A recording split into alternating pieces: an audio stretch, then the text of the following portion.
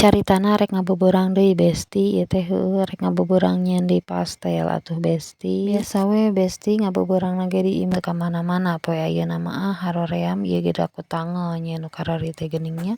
Ngan ayeuna mah lain keur jualeun nya Besti, beda di ayeuna mah keur ka masjid keur jang nyieun takjil Besti. Mentakan rada digaradean ieu teh da soalna keur nyuguhan keur nyieun takjil. Heueuh lamun keur jualeun mah sagede kieu teh dijual 1000 teh aweuhan Besti, kuduna 2000 sagede kieu mah nya bari rada kararanel kitu si kulitna teh. Heueuh alhamdulillah we Besti aya milik rizkina keur nyieun takjil teh nya, heueuh meskipun nyieun pastel oge ieu teh tapi alhamdulillah we disyukurinya nyieun nu kieu oge. Heueuh da tadina mah hayang mere teh lain nu kieu hayang nu araraneh kitu ngan kabisana nyieunna nu kieu geus we nu kieu atuh nya Besti. Heueuh tinggal meuli bahanna we Besti ka warung ari geus mah urang jieunkeun we nu kieu heueuh kana elahnya nyuguhan nu kieu oge nu penting mah ridho ikhlas urang teh nya.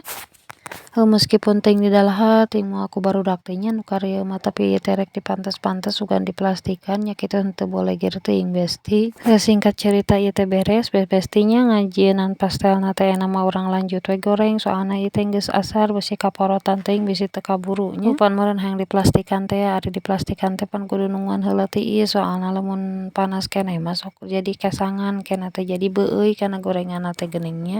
Heueuh ieu teh geus asar teh kakarek beres nyieun nu kararieu ari masak encan ieu teh can boga sangu saeutik-eutik acan nya Besti teuing kumaha ieu teh. Singkat cerita geus asak we Besti nya tingalikeun warnana oge meuni alus kitu nya, heueuh mun ceuk alusna mah ngaranna teh golden brown teh meureun nya nu kitu teh. Heueuh kana elah salah ngucapkeun saeutik mah nya Besti. Geus beres ngagorenganana ayeuna mah urang bungkusan we Besti.